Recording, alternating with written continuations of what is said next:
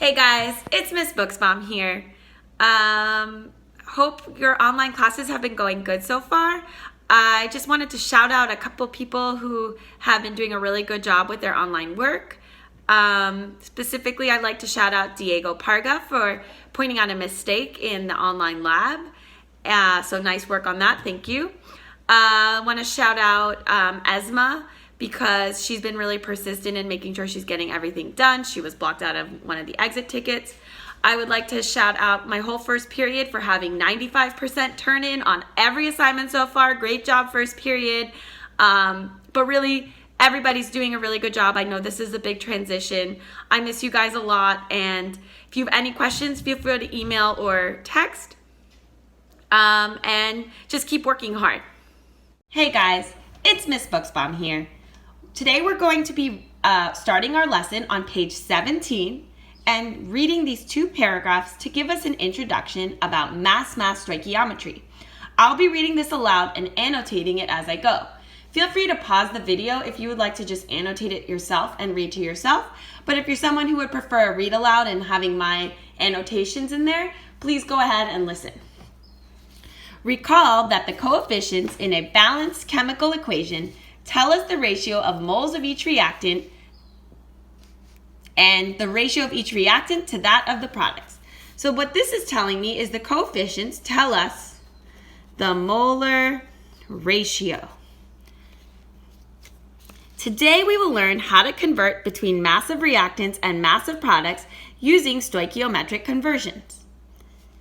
So this is a little different because we're doing massive reactants to massive products, when before we were doing moles of reactants to moles of products.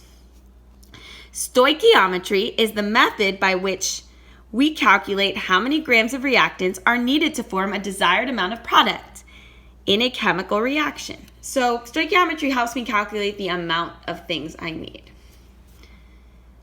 Stoichiometry is basically the same as a recipe. For example, the recipe for rust is 4 moles of iron plus 3 moles of oxygen gas are needed to make 2 moles of rust, which is Fe2O3. So Fe2O3, that's the chemical formula for rust. That's why metal things made of iron get rusted, because they react with oxygen gas in the air. The balanced equation or recipe is written below. So here's my balanced equation, right? And it said that 4 moles of iron react with 3 moles of oxygen gas in the air to make rust. And I think we all have experienced rust before. Like we leave something metal out and it turns like brown or kind of reddish. That's a chemical reaction. And this is the ratio at which it reacts. However, to complete the recipe for rust, we will need to mix together the right amount of each reactant. So we need to mix together the right amount. And we already knew that from all of the analogies we had with the sandwiches and the crackers and the s'mores. Though we know that 4 moles of iron and 3 moles of oxygen gas is needed, this ratio does not tell us an amount that is meaningful to measure. So this isn't meaningful to us because moles are not useful unless that we know an exact weight or grams that we need. Are not useful by themselves. To make the amount useful, we need to know a mass. So we have to know a mass of the reactants that we need. To do this, we convert between moles of reactants to the mass using the periodic table. So remember this how on the periodic table, the mass, that bottom number, that tells you the mass of 1 mole of something. And we can measure that on a scale. So to be doing these problems today, you're going to need a periodic table. So if you don't have one out, you can get one out, or you could just Google periodic table and just flip to that tab when you need to know the mass of something. To make the amount useful, we need to know, I already read the part. To do this, we convert between moles of reactant to the mass using the periodic table. The mass of 4 moles of iron is 4 times 55.85. 55.85 is the molar mass. So we just multiplied it by 4 because there's a 4 here, which is 223.4 grams. The mass of 3 moles of oxygen is 3 times 32 grams, or 96 grams. When 223.4 grams of iron reacts with 96 grams of oxygen gas, it produces 2 moles of Fe2O3. That's what our equation said. Or 2 times 159.7. 159.7 is the molar mass of Fe2O3, which is equal to 319.4 grams. Notice that the mass of reactants equals the mass of the products.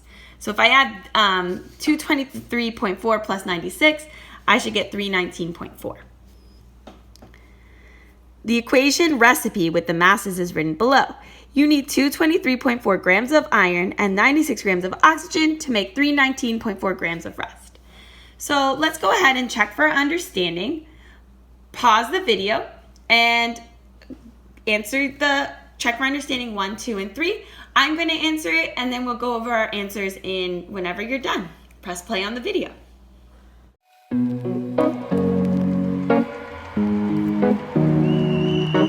So here are my answers to check for understanding 1, 2, and 3. For number 1, what do the coefficients in a balanced equation represent? The coefficients represent a molar ratio of reactants and products.